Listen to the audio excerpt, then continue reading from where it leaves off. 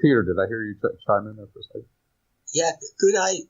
Well, perhaps not now, until the subject is over, but a little bit later. Can I bring up the subject about the double craters again?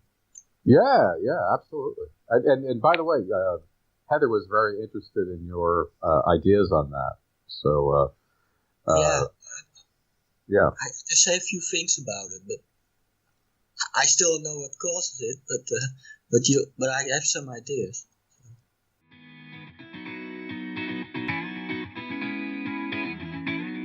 Continuing the March 13th edition of The Electric View, we will be taking a look at Cameron MacLeod's ideas on changing the paradigm in science fiction and its potential. As well, we will be discussing Peter's peculiar craters and landscapes and what this means for the future of EU Geology.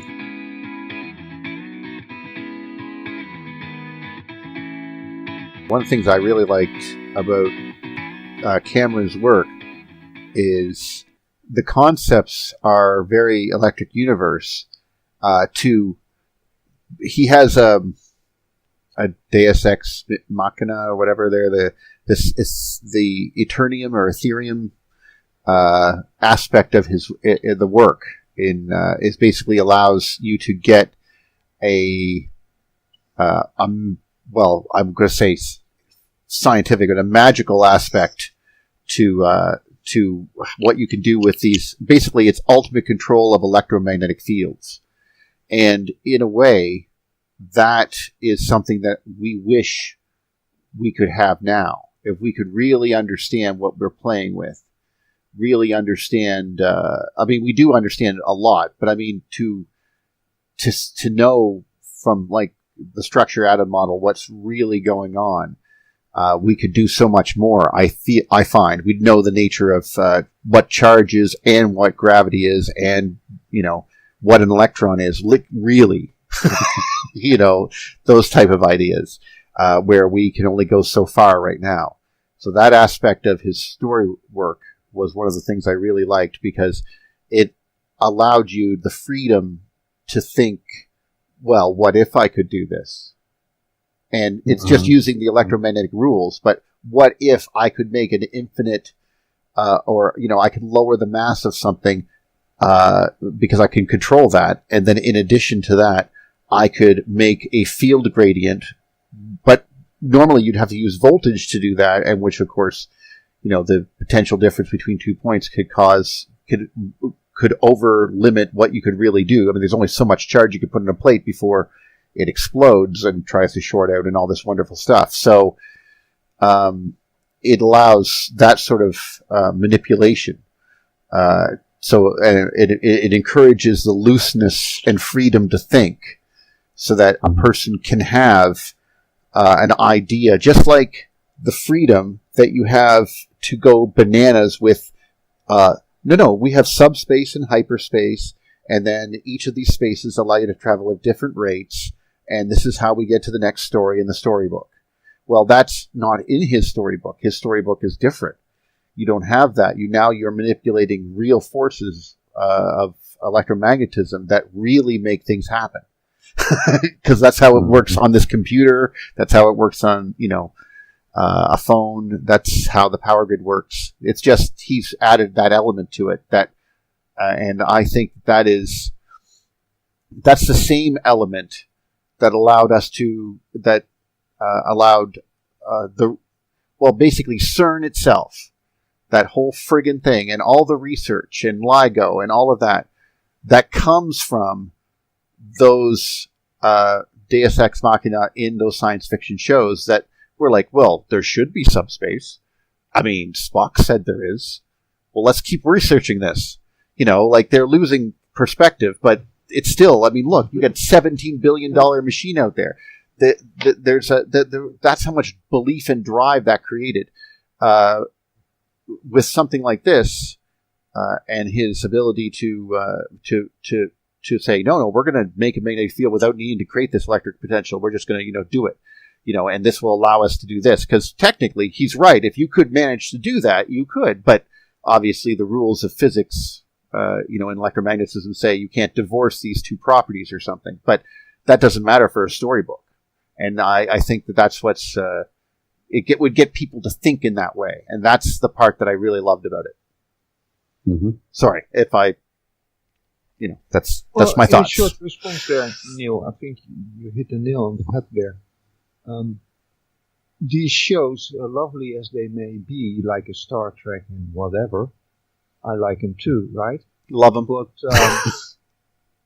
they do put in the head of everybody, into the minds, this notion, because this notion of that quantum mechanics is the promise for the future, and then it will do and deliver fantastical things. Because in those series, the reality and the science fiction are clearly diluted, mixed into each other. Many, many times I've seen in series and movies how they dive into some quantum mechanic talk, like, now I understand this is totally fictional, but the ideas are put in the heads of most people. So people think this stuff might actually become real. That's their paradigm. It's a type of deification, ultimately. It is. Instead of, let's do indeed real science, figure out what the limitations are and where the limitations are not, and come up with real technical solutions. And all these ideas that we have, and I think they will be fabulous in their own right, but it will not be like Star Trek. No, that's all. It will not be at all. No, and we will not go there as long as people will see Star Trek between parentheses. Well, you're even there's you can even see the deification that was spoken of by David just moments ago, and by yourself, when you watch that particular Star Trek episode where Data's playing poker with Einstein, Newton, and Stephen Hawking. Yeah, right, exactly. See, there they are. And ta-da! Those are high priests, and by the way, you could argue 50 years down the road, it's just like we look at the idea that the Roman emperors had astrologers, and we scoff at that, how nutty they were, right? Look how nutty this could perhaps look, with those three. In the future, I believe there will come a day that we look back at this particular last century and go like, oh my, how could they ever go there? But look how, and then you're gonna look like donkeys, because it's like, well, we're going to laugh at them the way that, and I don't mean literally me laughing, I mean the children will say how silly they were to think that gravity could bend time. Look at what they're thinking. Can you believe, what did Einstein ever, what in God's what is name? This whole gravity? Einstein really was a charlatan, mind you. He was an illusionist. He did one little simple trick that caught just about everybody. The trick is this time discrepancy between the observer and the traveler. Because what he did, he was cheating, and everybody ate it up. What he did was he looked on his own watch, and the traveler looked on his own watch, and that one he left out. And then the observer looks at the watch of the traveler, and he says, see, there's time delay there. And when he goes at the speed of light, he stops in time, because I'm looking at his watch. Yeah, the information is the time delay. The traveler has no time delay, or time stopping of time, or going through tunnels of time, or whatever. There's nothing going on. It's just a distance. A distance is looking back in time.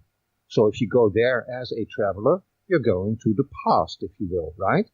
And in the fictive case, going at a light speed, it's just the same speed as the information that's coming back. So Einstein cheated everybody by looking on the watch of the traveler.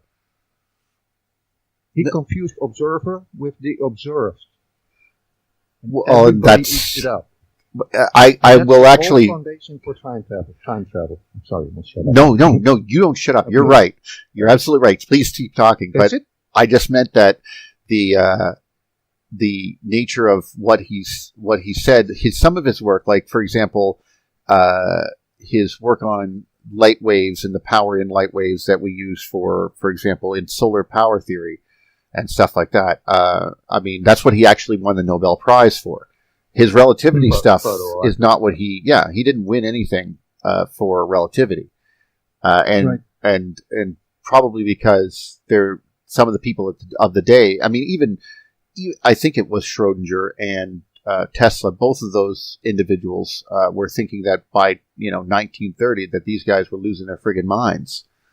What they're talking about, time dilation and so forth. Because what are you talking about? Like, it's just you're losing it. I mean, when they go, oh yeah, we got to get rid of the ether too. Hold on,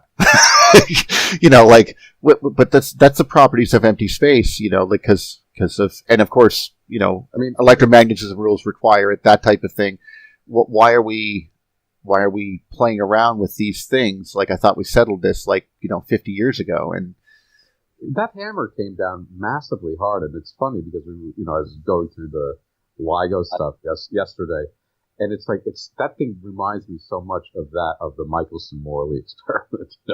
It's like they have to keep on pounding that in, and it's like as far as like my subjective reference to scientific proclamations, that Michelson-Morley experiment was so hard-edged, and it's like there was no ether, and it's like they were so strong on it that like there was also, it felt like there's a law against even considering it, and it's like why can't I consider it?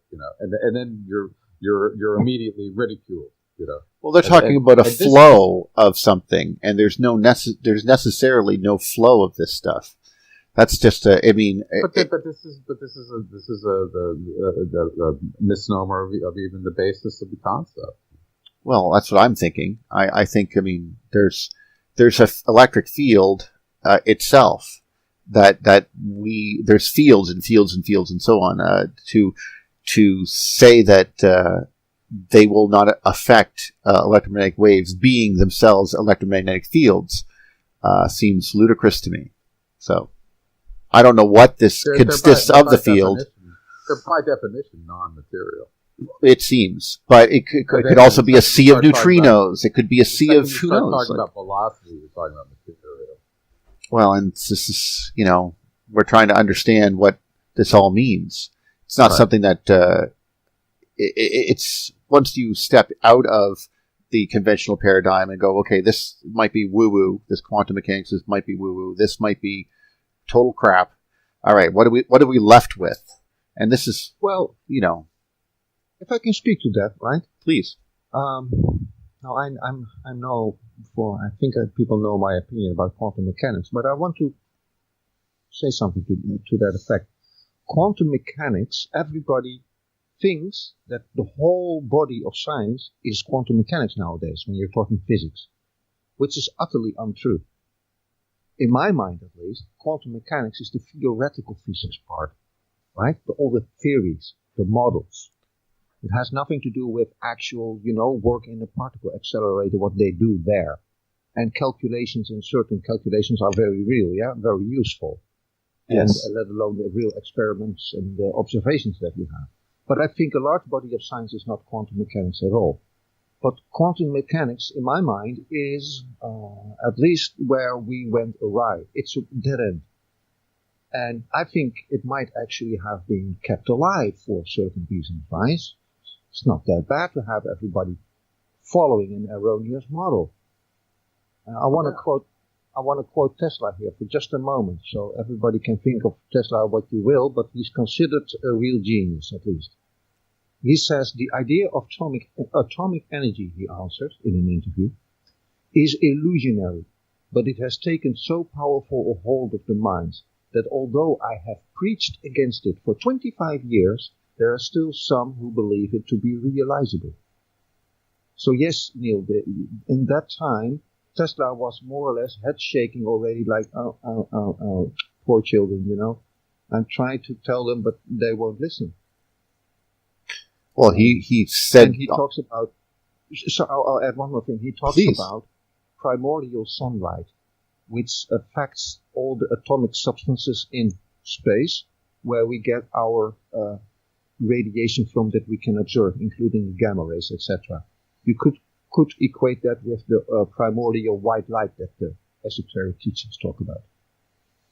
So well, he's not wrong.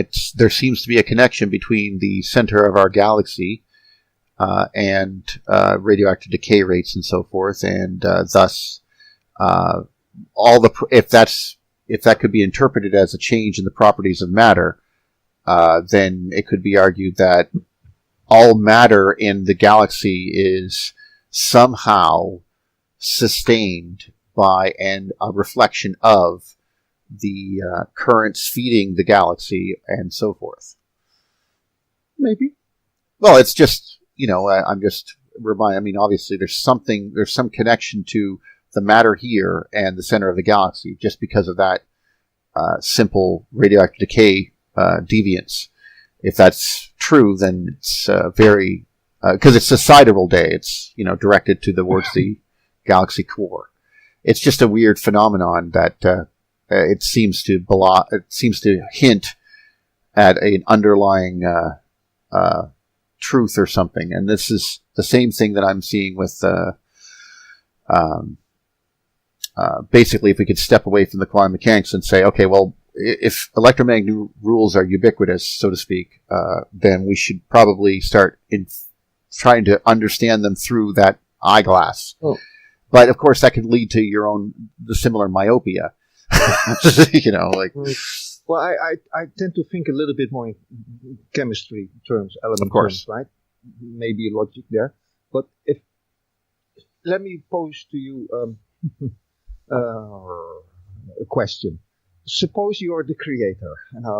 Just for a moment there, bear with me. You're the creator. You're going to create the universe. Are you going to create a universe from a big bang and then it collapses again? That was it? Was fun? Or are you going to create a universe that's ever perpetual, creating and decaying at the same time? I would do the latter.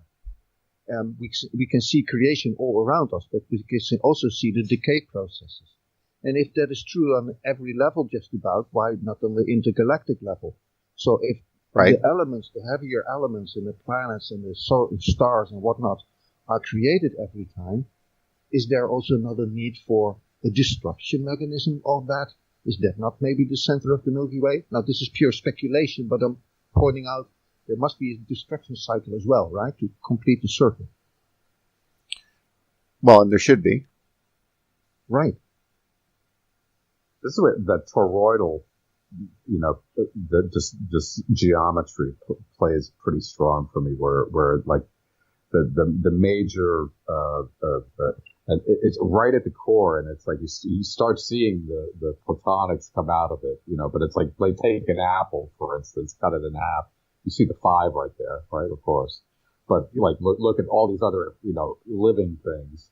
And then as you go out, that's like where, if I'm going to look at it like variations in time, durations, it's like those are the really high frequencies right in the center. And then as far as the peak of it goes, and then as you go outside toward the edges and ultimately, the skin, etc., that's where it calcifies and gets destroyed. Whatever the morphic resonance of it is, there's in that, which we've used throughout history, obviously in different forms, but that fruit and the shape of that fruit has that thing that we continue to see on all scales. And anyway, well, thank you, Cameron, for showing, because it like you said, it's your yeah. Well, it's your no, I meant your thing that you're creating there. The story is the reason I'm very interested in seeing you succeed on this is only because, well, number one, I wish you success, but number two, there is a group of people who could start seeing it the way that people have, it spawned dreams of quantum mechanics today and stuff like that. I mean, it might have been wrong-headed, but it led to so many people really trying to do something because they thought that's like their heroes were right and the science fiction was right. but it doesn't necessarily make it true, of course. But this right here allows them to start seeing that we can manipulate the nature of reality instead of playing with time fields and subspace inversions and blah, blah, blah. Now you actually have, no, we're going to change the amperage of this particular thing and cause this to happen because we have this material that will keep us from actually killing ourselves, because what that would really entail, in a physical world, if we had to use, make it with an engine and magnets and, stuff like that, it would be much more difficult. But just to get them thinking about this, this is how I think they should be thinking. This is like figuring out the nature of the universe, because if all the fields are made of that sort of thing, then, we should have people intrinsically thinking that way from birth. I know quite a few, how can I say, millennials, if you will. I don't know the proper term here, but let's say younger folk below 40 years, right? But anything above that. I count myself there in that category too, among my age, right? I'm 45. Many people, especially the men, they were all brought up just like myself with all this film in Hollywood and movies and series and whatnot, right? With all these concepts. Right. And they eat it up. They love it. Battlestar Galactica. Oh God, it was the show, right? Stuff like that. And you go about and they talk about with some drinks and some this and some nice snacks. Whole evenings they speculate about, these great potential things and space travel. And every time I try to go like, let's think of something. Let's go there. Let's do something. Let's, really make a little step there. Strive for something. Come up with something. Yeah. And they go, yeah, that's awesome. And that was it, right?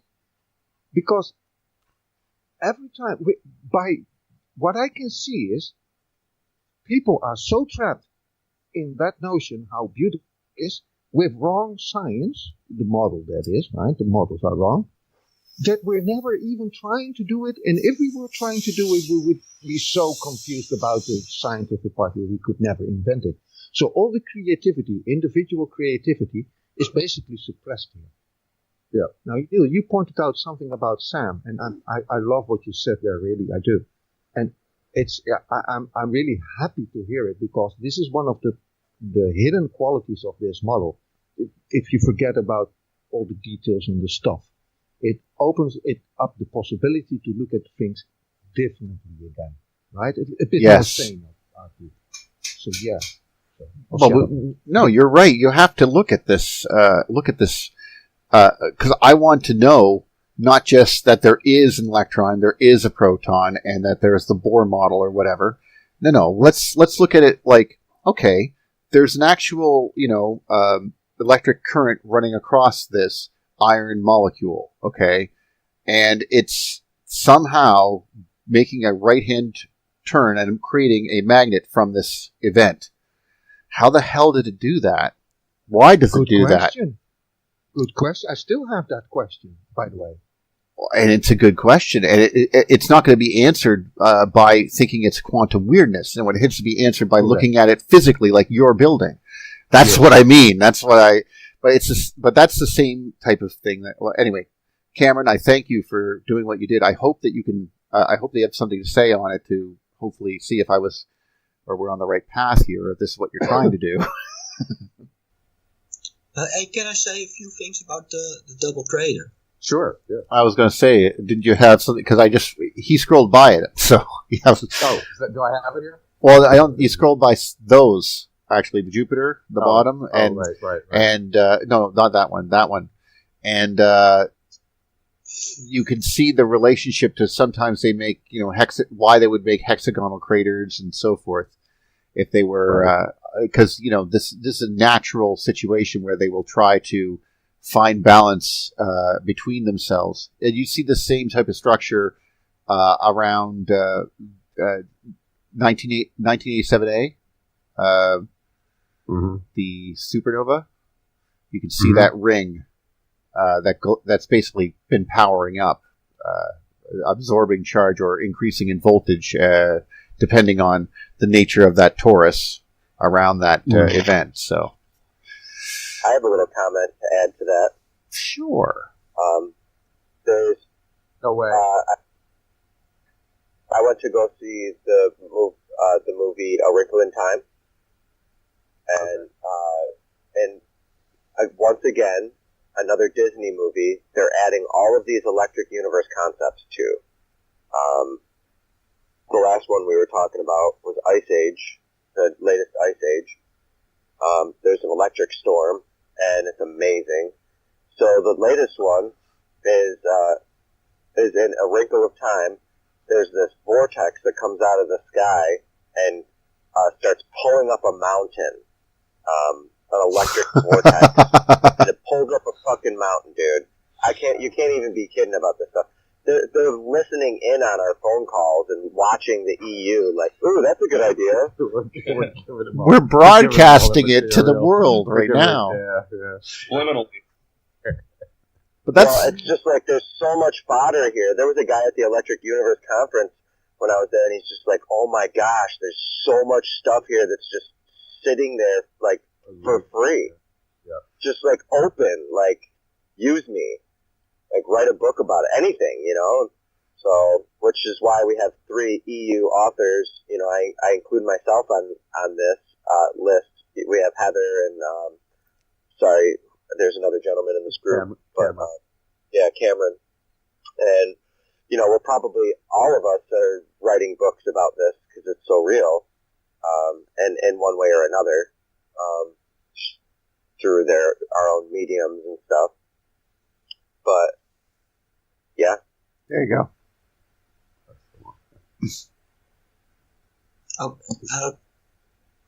Could we switch to my screen? Yeah, sure. Yeah, please. Let's start to talk about the Yeah, absolutely. Of course. Can you see my screen? We can. Okay, so the question is, how can it be that this double crater has formed? Because of the straight line. Now, they say it's caused by impacts on the surface, and this is the moon, so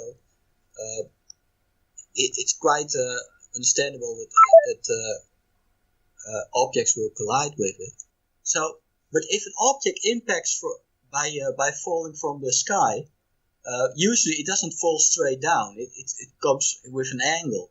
So, therefore, not just me, but many people are skeptical as to how it can be craters. Also, the craters on Earth can be like a perfect sphere, but they don't show the direction of the impact. That's a bit weird. So, but here it's even more weirder because of the straight line.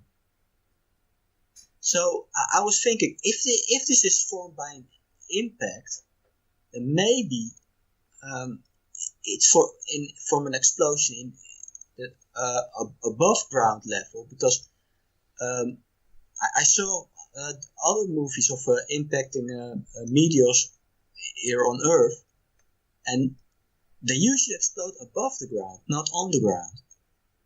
So if we look at some of the nuclear detonations, at some nuclear detonations you don't just see the mushroom cloud, but you see around the mushroom cloud at a larger radius a sphere appearing.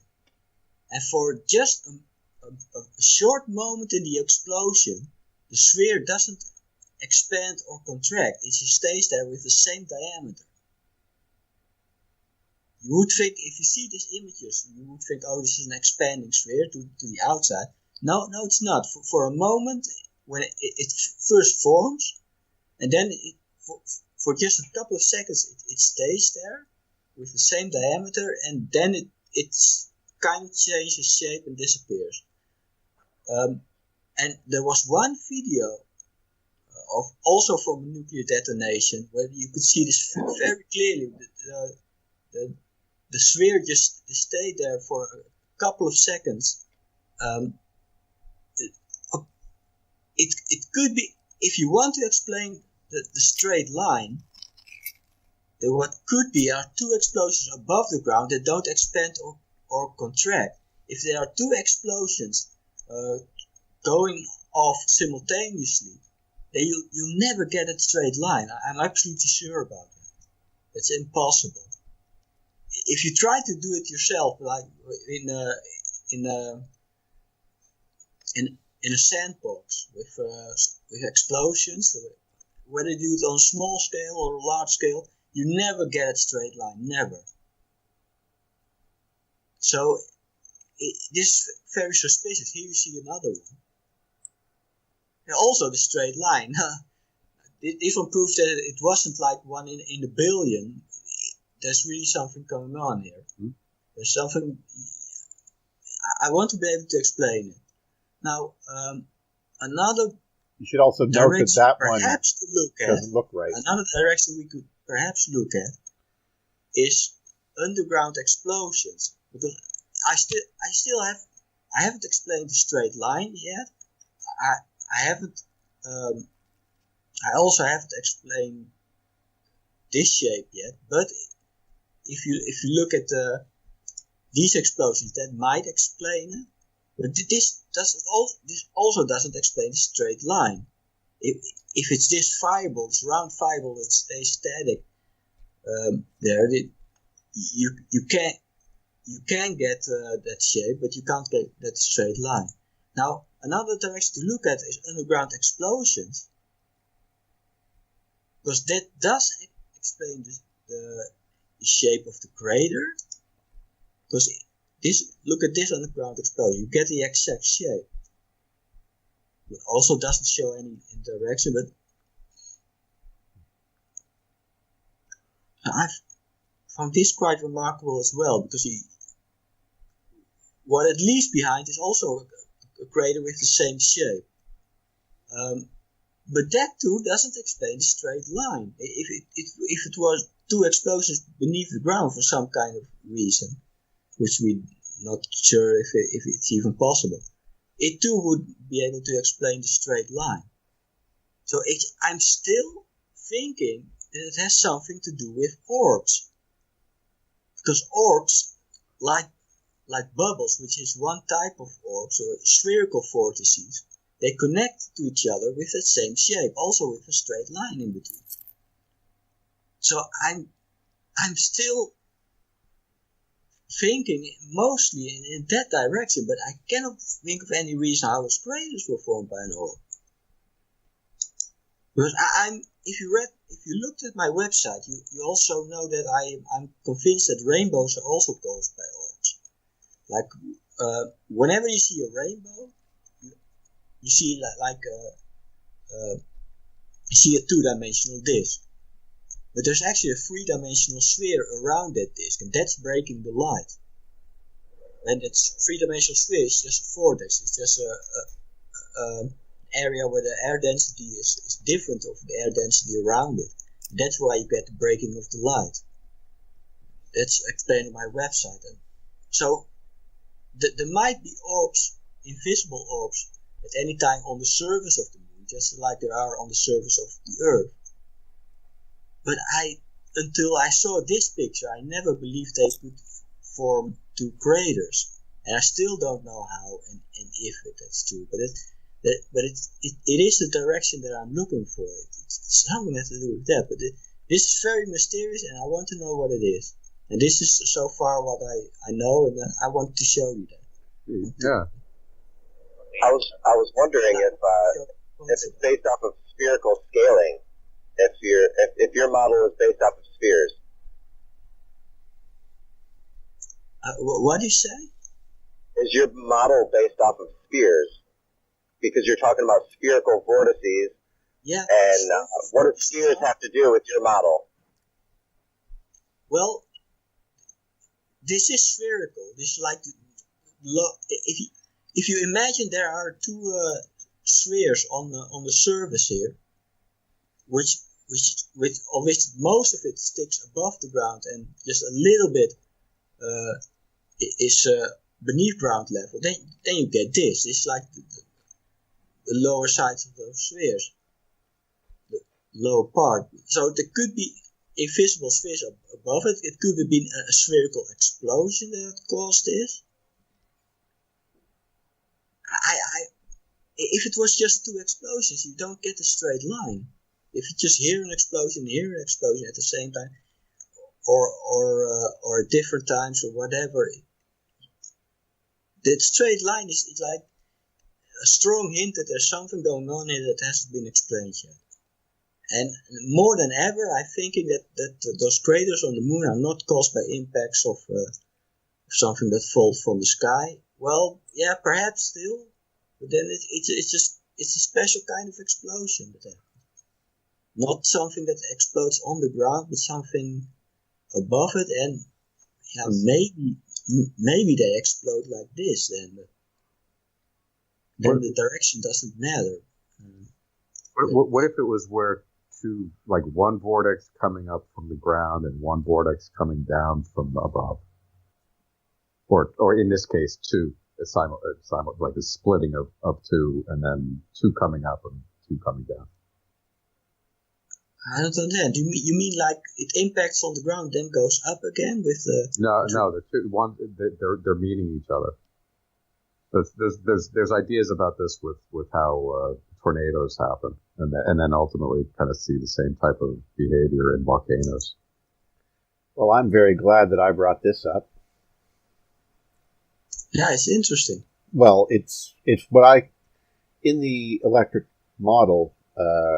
These are obviously caused by the tips of Birkeland currents reaching down, and they're a twisted pair, and that line represents their point of neutrality towards each other.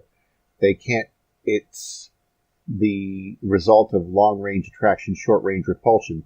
They're picking up material, and if the crater rims, for example, are reverse of the ground beneath it, we notice that with Meteor Crater. Basically, the ground is there, and then material is pulled up and pushed to the sides, and are deposited in reverse layers the way that it is laid down. So basically, it looks like it was carved up in the middle and deposited along the rim. And of course, it can't deposit along the rim on that line because there are two charges, and there is a neutral point between them. So that, as you can see, that stuff gets shoved out left and right. It's like a pop discharge, right? Yeah, just like it was on dust or something. Mm-hmm. If you get but of course, the reason that they look so beautiful, and they don't look beautiful all the time, is like, for example, on Earth, shock waves and atmosphere don't make this an easy thing to do.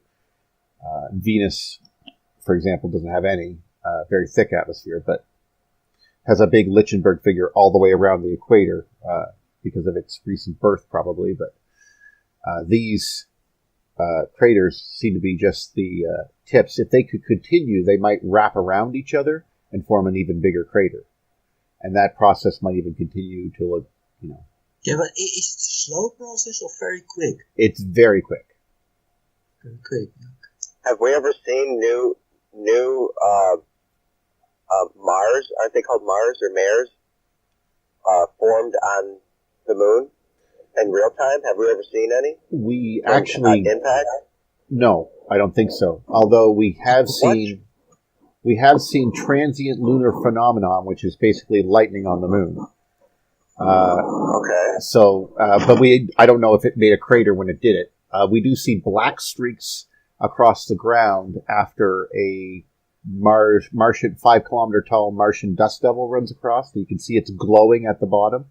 So that's a different type of discharge. Because of the dust in the atmosphere, it's creating a slow discharge, not an actual dielectric breakdown like an arc going zorch. And, when you said dust, it reminded me immediately to some of the images that are produced from static, the Lichtenberg's images that are formed from static electric charges look like this. There's some of them that look like this, from what I remember. It's DZ Parker, I think, used to do this on a CRT and stuff like that, and you can find other electric universe geologists or reconstructionists, people who have the ability to play with high voltages, and they basically, you can sprinkle dust onto very fine sand, so to speak, and then take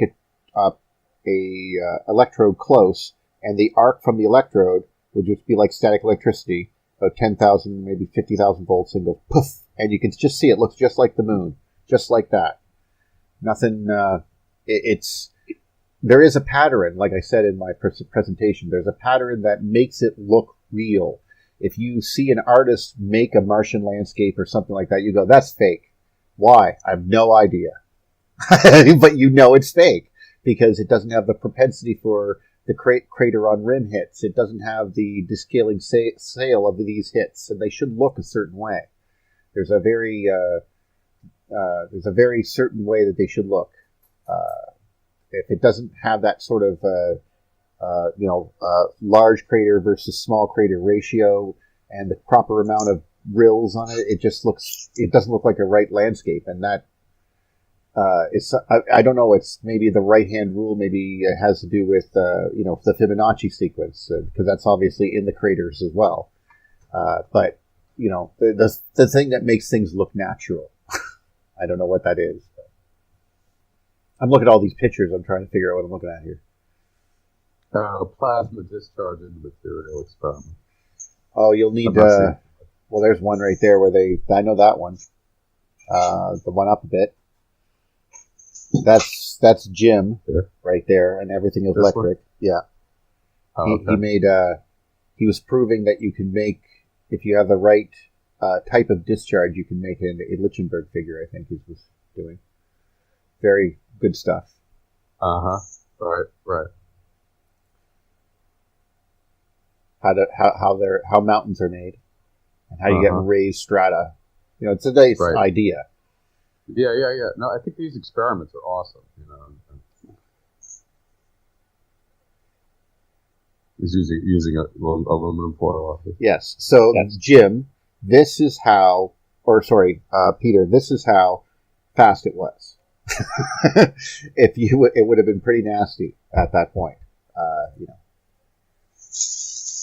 But we have some craters on Earth, but it would be great if a new crater would be formed, and we don't know how they are formed, because we've never.